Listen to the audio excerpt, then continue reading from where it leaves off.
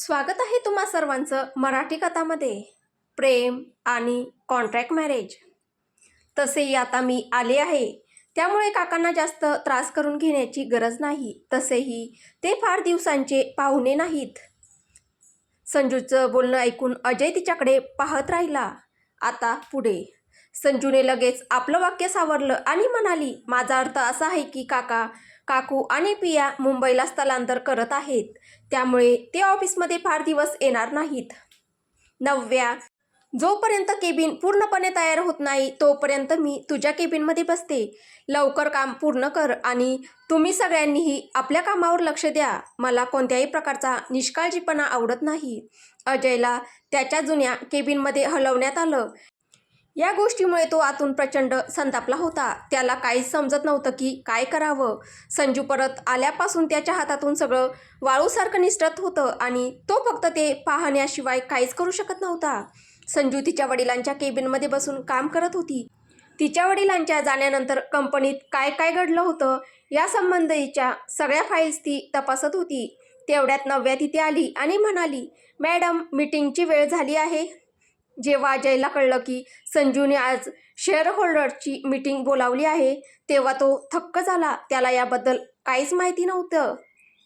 Meeting रूममध्ये सगळे संजूची वाट पाहत बसले होते. तेवढ्या संजू तिथे आली. सगळ्यांसमोर ती आत्मविश्वासाने भरलेली एक यशस्वी व्यावसायिक स्त्री वाटत होती. संजू येऊन पुढच्या जागेवर बसली. मिस्टर पटेल म्हणाले, आम्हाला हे जाणून घ्यायचं आहे की इतक्या घाईघाईने ही मीटिंग बोलावण्याची गरज काय होती. पटेल प्रत्यक्षात अजयच्या बाजूने बोलत होता. त्याच्याशिवाय आणखी 2 जण होते जे अजयच्या गटात होते. संजूने ऑफिसमध्ये येण्यापूर्वीच सगळ्यांची माहिती काढली होती, म्हणून तिने अतिशय शांतपणे उत्तर दिलं, हो, मी 2 दिवसांपूर्वीच भारतात परत आले आहे आणि माझ्या वडिलांचं स्वप्न होतं की त्यांच्यानंतर ही कंपनी मी सांभाळावी, म्हणून ही मीटिंग आयोजित करण्यात आली आहे. मिस्टर विजय म्हणतात, आम्ही मान्य करतो की तुम्ही राजेश मिश्रा यांची मुलगी आहात, पण तुम्ही ही कंपनी सांभाळण्या इतक्या सक्षम आहात का? आम्ही तुमच्यावर विश्वास का ठेवावा? संजू म्हणते, मी सक्षम आहे की नाही हे तुम्ही आताच ठरवू शकत नाही. मी कामकाज सांभाळल्यानंतरही तुम्हाला असंच वाटलं तर मी नक्कीच माझं पद दुसऱ्या कोणाला देऊ शकते. मिस्टर वर्मा म्हणतात, पण हे पद तर मिस्टर अजय सांभाळत होते. तुम्ही त्यांच्या मार्गदर्शनाखालीही काम करू शकता.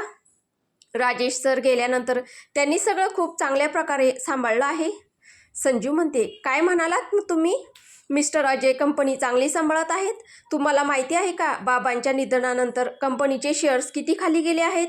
जर ते इतकं चांगलं व्यवस्थापन करत असते तर कंपनीची ही अवस्था झाली नसती. आणि तसेही काका त्यांच्या मुलीसाठी मुंबईला स्थलांतर करत आहेत, त्यामुळे ते सगळं सांभाळू शकणार नाहीत. मिस्टर पटेल म्हणतात, हा निर्णय तुम्ही एकट्या घेऊ शकत नाही. आम्हालाही खात्री पटली पाहिजे की तुम्ही हे काम करू शकता आणि तुमच्याकडे फक्त 45% शेअर्स आहेत. उरलेले शेअर्स आमच्याकडे आहेत, त्यामुळे निर्णय आम्ही घेऊ. या सगळ्या चर्चेत अजय काहीच बोलत नव्हता, पण आतून मात्र तो खूप आनंदी झाला होता. संजू म्हणते, कोणी सांगितलं की माझ्याकडे फक्त 45% शेअर्स आहेत. सगळे तिच्याकडे आश्चर्याने पाहू लागले.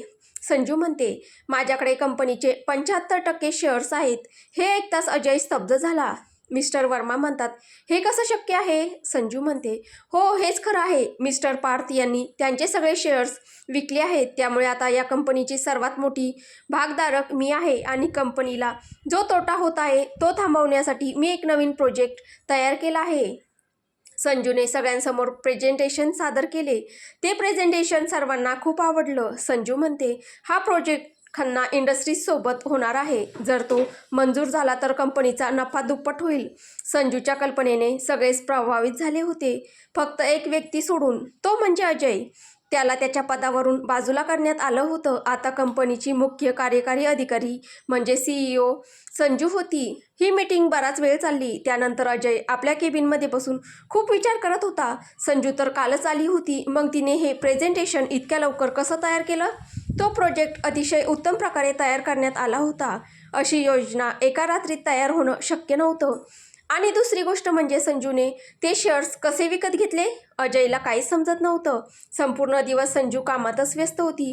आदित्यनेही दिवसभर तिला अजिबात त्रास दिला नव्हता. घरी परतल्यानंतर संजू काही न खाता थेट आपल्या खोलीत निघून गेली.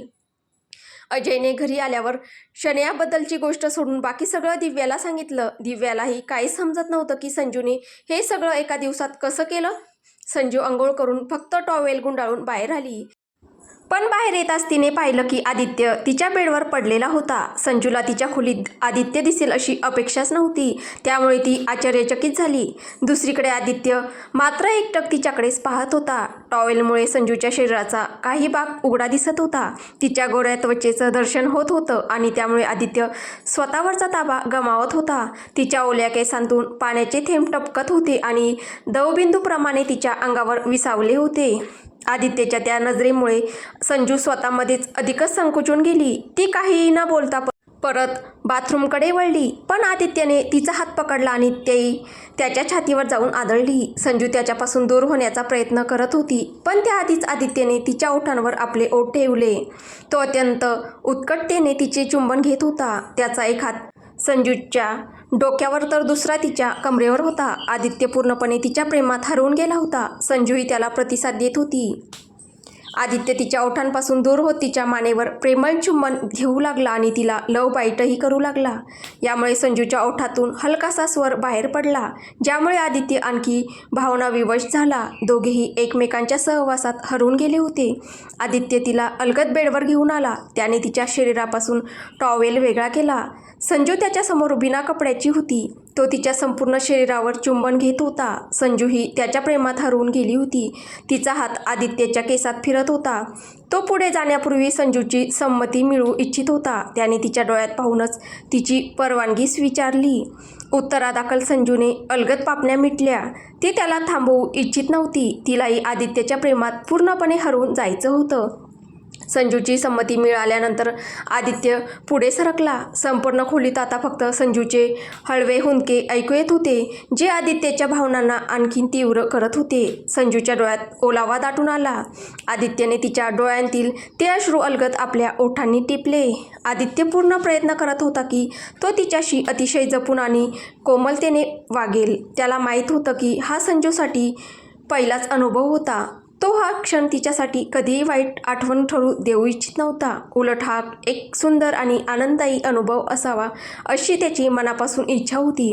असा अनुभव ज्याची आठवण संजू आयुष्यभर प्रेमाने जपून ठेवेल.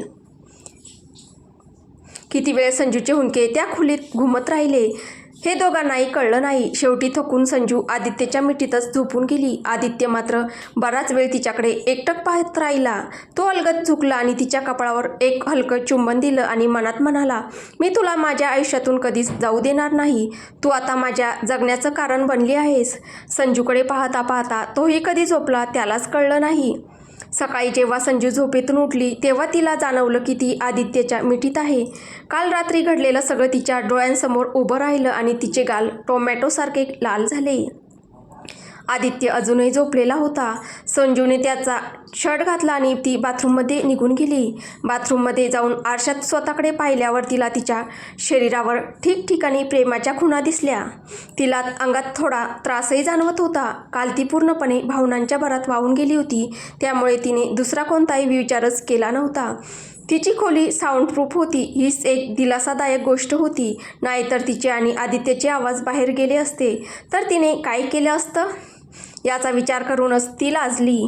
आता मात्र तिला आदित्यवर थोडा रागही येत होता. रात्री त्याने तिला खूप त्रास दिला होता. सुरुवातीला तो खूप हळूवार आणि जपून वागत होता, पण नंतर त्याचा उत्साह वाढला आणि त्यामुळे आज तिच्या संपूर्ण अंगात वेदना जाणवत होत्या. संजूने गरम पाण्याने आंघोळ केली, त्यामुळे तिला थोडा आराम मिळाला. ती बाहेर आली तेव्हा आदित्य उठला होता. त्याला पाहताच तिचा राग पुन्हा उफाळून आला. तिने सोफ्यावरची उशी उचलली आणि सरळ त्याच्यावर फेकून मारली आणि त्याला म्हणाली, जंगली माणूस, फक्त तुझ्यामुळे मला इतका त्रास होत आहे. काल रात्री तू किती बेभान झाला होतास. हे बोलताना संजूच्या डोळ्यात अश्रू आले. ते पाहून आदित्यलाही वाईट वाटलं. तो तिच्याजवळ गेला आणि तिला घट्ट मिठी मारली आणि तिला म्हणाला, सॉरी जान, मला माफ कर. मी थोडा जास्तच उत्साहित झालो होतो. यापुढे मी असं वागणार नाही. प्लीज मला माफ कर. संजू त्याला म्हणाली, अजिबात नाही. मी तुला पुन्हा कधीही माझ्या इतक्या जवळ येऊ देणार नाही. तू खूप वाईट आहेस. संजू अजूनही आदित्यच्या मिठीतच होती. तिचं बोलणं ऐकून आदित्यच्या चेहऱ्यावर हलकीशी स्मितरेषा उमटली आणि तो म्हणाला, खरंच तू माझ्याशिवाय राहू शकशील आणि कधी तुला माझी गरज पडली तर? हे सगळं तो खोडकरपणे बोलला. संजूने त्याच्या बोलण्याचा वेगळाच अर्थ काढला आणि ती त्याला हाताने मारू लागली. तिची ती निष्फळ धडपड पाहून आदित्यला हसू आवरलं नाही. थोड्या वेळाने आदित्य बाल्कनीच्या मार्गाने परत निघून गेला. असेच 15 दिवस निघून गेले. कंपनी पूर्णपणे संजूने आपल्या ताब्यात घेतली होती. संजू आणि आदित्य अजूनही अशाच प्रकारे लपून छपून भेटत होते. दिव्या आणि अजय संजूच्या विरोधात जे काही करण्याचा प्रयत्न करत ते सगळंच उलट त्यांच्याच विरोधात जात होतं. पिया आशिषच्या जवळ राहण्याचा पूर्ण प्रयत्न करत होती, पण तो तिच्यापासून अधिकाधिक दूर जात होता. आशिष जेव्हाही आपल्या आसपास पियाला पाहायचा तेव्हा त्याला आतून घुसमटल्यासारखं वाटायचं. त्याला संजूशी बोलायचं होतं, पण नेमकं काय बोलावं हेच त्याला समजत नव्हतं. कंपनीमध्ये आता अजयच्या निर्णयांना काहीच किंमत उरली नव्हती. संजू येण्यापूर्वी अजयने ज्या करारांवर स्वाक्षऱ्या केल्या होत्या त्यापैकी कंपनीला तोटा होणारे अनेक करार तिने रद्द केले होते. त्यामुळे अजय प्रचंड संतापला होता. तो आपला राग संजूवर काढू शकत नव्हता, म्हणून वेळोवेळी दिव्या किंवा पियावर तो राग काढत होता. इकडे मुंबईमध्ये रितेश आणि निशाही या दिवसात कायम एकमेकांसोबतच असायचे. त्यामुळे रितेशला निशाची सवय लागली होती. रितेशने आधीच निशाबद्दल सगळी माहिती काढली होती. त्याला निशाबद्दल सर्व काही माहीत होतं.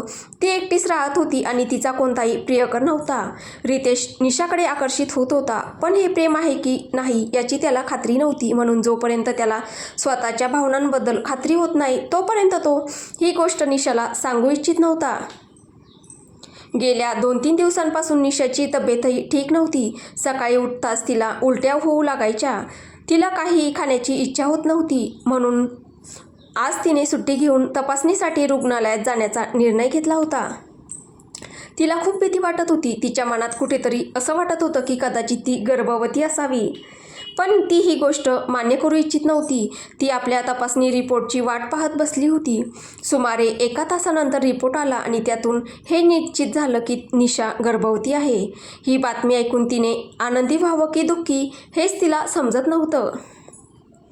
इकडे दिल्लीमध्ये संजूला खूप राग आला होता, कारण आज आदित्य तिला भेटायला येणार होता, पण त्याचवेळी एका महत्त्वाच्या मीटिंगसाठी त्याला मुंबईला जावं लागलं. त्यामुळे संजूचा मूड अजिबात चांगला नव्हता, कारण आदित्य तिला न भेटताच फक्त एक मेसेज पाठवून निघून गेला होता. आज संजू नेहमीपेक्षा लवकर ऑफिसमधून घरी आली होती. तिला आशिषशी बोलायचं होतं. आशिषही मिश्रा मेन्शनमध्ये लवकर आला होता. पिया, दिव्या आणि अजय देखील तिथेच होते. पियाने आशिषला पाहत विचारलं, आशिष तू यावेळी इथे? तेवढ्यात जिन्यावरून खाली येत संजू म्हणाली, मी बोलावलं आहे. सगळ्यांची नजर संजूकडे वळली. दिव्याला काहीतरी बरोबर नसल्याची जाणीव होत होती. या काही दिवसात दिव्या आणि अजयला एवढं तरी समजलं होतं की संजू त्यांच्यासोबत जे काही करत आहे ते सगळं मुद्दाम करत आहे, पण त्यांना अजूनही असंच वाटत होतं की राजेश यांच्या मृत्यूबद्दल तिला वेळेवर सांगितलं नव्हतं, म्हणून ती त्यांच्याशी असं वागत आहे. संजू आणि आशिष सर्वांसोबत येऊन बसले. संजू आशिषला म्हणते, आशिष तुझी आणि माझी लग्नाची बोलणी लहानपणीच ठरली होती. मला वाटतं आता आपण साखरपुडा करून घ्यायला हवा. संजूचं बोलणं ऐकून सगळे स्तब्ध झाले. क्षणभर कुणालाच काय बोलावं हे सुचत नाही. पिया फक्त आशिषकडे पाहत होती. आशिषलाही काय उत्तर द्यावं ते समजत नव्हतं. मध्येच दिव्या म्हणाली, एवढीही काय घाई आहे संजू? आता तरी तू ऑफिसच्या कामावर लक्ष दिलं पाहिजेस. पिया तिच्या होला हो म्हणत म्हणते, हो मम्मी बरोबर बोलत आहेत. संजूने त्या दोघींकडे अशा नजरेने पाहिलं जणू ती म्हणत होती, मी तुमच्या दोघींना विचारलेलं नाही. आशिषने धीर एकवटत म्हटलं, संजू मी तुझ्याशी साखरपुडा करू शकत नाही. दिव्याला अजून संजूला काहीही समजू द्यायचं नव्हतं, म्हणून ती मध्येच बोलली, आशिषचा अर्थ असा आहे की त्याला सध्या त्याच्या व्यवसायावर लक्ष केंद्रित करायचं आहे, त्यामुळे तो आता साखरपुडा करू शकत नाही. आशिषने दिव्याकडे विचित्र नजरेनं पाहिलं. त्याला समजत नव्हतं की हे लोक संजूपासून सत्य का लपवत आहेत. तसेही आज नाही तर उद्या तिला हे सगळं कळणारच होतं. आशिष म्हणतो, संजू माझा तो अर्थ नव्हता. मी आधीच पियासोबत साखरपुडा केला आहे. संजू त्याच्याकडे एकटक पाहू लागली. आशिषचं बोलणं ऐकताच तिच्या डोळ्यातला भाव एकदम थट्ट झाला. संजू थोड्या रागाने म्हणाली, आशिष मी मान्य करते की आपल्या दोघांमध्ये प्रेमासारखं काही नव्हतं. आपण लहानपणापासून फक्त एकमेकांना मित्र म्हणूनच पाहिलं आहे, पण तरीही तुला मला एकदा सांगणं आवश्यक नव्हतं का? संजूने जेव्हा म्हटलं की त्यांच्या दोघांमध्ये प्रेम नव्हतं तेव्हा आशिषच्या चेहऱ्यावर कठोर भाव उमटले आणि तो म्हणाला, हो, प्रेम नव्हतंच हे मला माहीत आहे, म्हणूनच तर तू माझा विश्वासघात केला आहेस. तू माझ्यावर प्रेम केलं नाहीस, पण मी माझ्या आयुष्यात फक्त एका मुलीवर प्रेम केलं होतं, ती म्हणजे माझी लहानपणापासूनची सर्वात चांगली मैत्रीण संजू. पण तू ती संजू नाहीस, तू तर संजना मिश्रा आहेस, एक यशस्वी व्यावसायिक स्त्री. संजू उपरोधिक स्वरात म्हणाली, तू माझ्यावर प्रेम केलंस? छान विनोद आहे, पण मला हसू आलं नाही. तू माझ्यावर प्रेम करत होतास म्हणूनच तू पियाशी साखरपुडा केलास. जर तू मला तुझी मैत्रीण तरी मानलं असतंस तर तू पियाशी साखरपुडा केला नसतास, आणि जरी साखरपुडा केला असतास तरी मी भारतात परत आल्यावर मला त्याबद्दल सांगू शकला असतास. बरं झालं काल रात्रीच मला सगळं कळलं, म्हणूनच मी मुद्दाम तुझ्याशी साखरपुड्याबद्दल बोलले, जेणेकरून तू मला सत्य स्वतःच्या तोंडून सांगशील. मला काही फरक पडत नाही की तू पियाशी का साखरपुडा केलास. तू तिच्यावर प्रेम करतोस की त्यामागे दुसरं काही कारण आहे याच्याशी मला काही देणं घेणं नाही, पण तू मला एकदा सत्य सांगू शकला असतास. सत्य सांगूनही तू साखरपुडा करू शकला असतास. आशिष रागाने म्हणाला, मी पियावर प्रेम करत नाही, पण तो पुढे काही बोलला नाही. आशिषचं बोलणं ऐकून अजय आणि दिव्याच्या भुवया उंचावल्या. पियाच्या डोळ्यात राग स्पष्ट दिसत होता, पण तरीही तिने रडवेला चेहरा करून आशिषकडे पाहिलं. आशिष म्हणतो, पिया, तुला तर सगळं सत्य माहीत आहे, तुझ्यापासून काहीच लपलेलं नाही. जर त्या दिवशी माझ्याकडून नशेच्या अवस्थेत ती चूक झाली नसती तर मी कधीच तुझ्याशी साखरपुडा केला नसता.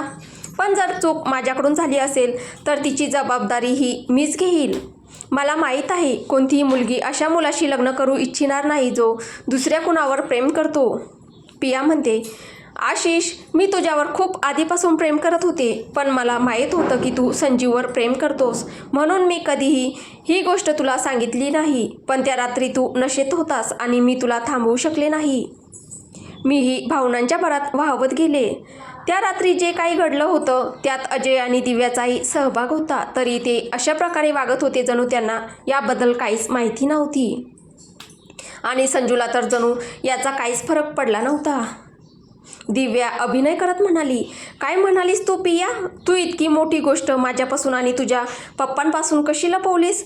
मला वाटलं होतं की तुम्ही दोघं एकमेकांना पसंत करता म्हणून लग्न करू इच्छिता, पण मला माहीत नव्हतं की आशिष तू माझ्या मुलीसोबत असं वागशील. मी तुला माझ्या मुलासारखं मानलं आणि तू पुढचं बोलण्याआधीच पियाने तिला थांबवलं. मम्मी, आशिषने असं काही केलं नाही, त्याची काहीच चूक नाही.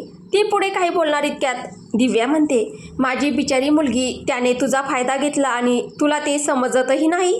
पिया आणि दिव्या दोघी अतिशय चांगला अभिनय करत होत्या. संजूला हे खूप चांगलं माहीत होतं की त्या दोघी हे सगळं फक्त पियाची प्रतिमा आशिष समोर अधिक चांगली दिसावी म्हणून करत आहेत. संजू पियाच्या बाजूने बोलत म्हणाली, काकू, पिया बरोबरच म्हणत आहे. मलाही वाटत नाही की यात आशिषची काही चूक आहे. संजूचं बोलणं ऐकून पिया आणि दिव्याचे तोंड उघडेच राहिले. आशिषलाही विश्वास बसत नव्हता की संजू असं काही बोलेल. संजू म्हणते, पियाने स्वतः सांगितलं की आशिष नशेत होता. जर आशिष नशेत होता तर त्याच्याकडे विचार करण्याची आणि योग्य निर्णय घेण्याची क्षमता नव्हती, पण पिया तर पूर्ण शुद्धीत होती. जेव्हा पिया स्वतःहून आशिषसोबत पुढे जायला तयार होती तेव्हा सगळा दोष आशिषवर कसा टाकता येईल? जर आशिषने पियाच्या नशेच्या अवस्थेचा फायदा घेतला असता तर तुम्ही आशिषला दोष देऊ शकला असता, पण इथे तर उलट आशिषचाच फायदा घेतला गेला आहे आणि त्यावरही आशिष स्वतःची जबाबदारी स्वीकारत आहे. मला माहीत आहे की माझं बोलणं तुम्हाला आवडणार नाही, पण यात पूर्ण चूक पियाची आहे. जेव्हा तिला माहीत होतं की माझं आणि आशिषचं नातं आधीपासून ठरलेलं आहे तेव्हा तिने दुसऱ्या व्यक्तीसाठी आपल्या मनात प्रेमाच्या भावना निर्माण करायला नको होत्या. आणि तुम्ही हे का पाहत नाही की आशिष किती चांगला मुलगा आहे? त्याने पियाची जबाबदारी स्वीकारण्याची तयारी दाखवली आहे. दुसरा कोणी असता तर कदाचित मागे वळूनही पाहिलं नसतं. आशिषला तर विश्वासच बसत नव्हता की संजू त्याची बाजू घेत आहे. काही वेळापूर्वी तर ती त्याला चुकीचं ठरवत होती. दिव्या, अजय आणि पिया तिघेही संजूचं बोलणं ऐकून स्तब्ध झाले. त्यांना तिच्या बोलण्याला काय उत्तर द्यावं हे समजत नव्हतं. दिव्याला वाटलं होतं की हे सगळं नाटक करून ते संजूच्या मनात आशिषबद्दल द्वेष निर्माण करतील आणि आशिषलाही आणखी अपराधी वाटेल, पण संजूने तर तिचंच तोंड बंद केलं होतं. संजू पियाकडे पाहत म्हणाली, जर तुला आशिष आवडत होता तर तू त्याला ही गोष्ट थेट जाऊन सांगायला हवी होती. त्याच्या नशेच्या अवस्थेचा फायदा घेऊन नाही. मला माहीत आहे की त्याआधी आशिष कधीच दारू पित नव्हता आणि कदाचित म्हणूनच त्याला जास्त नशा झाली असेल. आणि मला असंही वाटत नाही की तू इतकी कमकुवत आहेस की आशिषला थांबवूही शकली नसतीस. पिया म्हणते, असं नाही आहे. मी त्याला दूर करण्याचा प्रयत्न केला होता, पण मग मीही भावनांच्या भरात वाहवत गेले. पियाला समजत नव्हतं की ती काय बोलत आहे. सत्य लपवण्यासाठी ती काहीही बोलत होती. संजू मात्र काहीच बोलली नाही. ती आशिषकडे वळून म्हणाली, त्या रात्री तू दारू का प्यायला होतास? संजूचा प्रश्न ऐकून सगळेच दचकले. दिव्याला अजिबात नको होतं की आशिषने त्या फोटोंबद्दल संजूला काही सांगावं. कारण तसं झालं असतं तर संजूने लगेच ते फोटो खोटे असल्याचं सिद्ध करून दाखवलं असतं. तर आता पुढे काय होईल हे आपल्याला पुढच्या भागात पाहायला भेटेल. तुम्हाला ही कथा कशी वाटते आहे कमेंटद्वारे नक्की कळवा. कथा आवडत असेल तर व्हिडिओला लाईक करा, शेअर करा. कथेचे पुढील भाग ऐकण्यासाठी आपल्या चॅनलला सबस्क्राईब करा. धन्यवाद.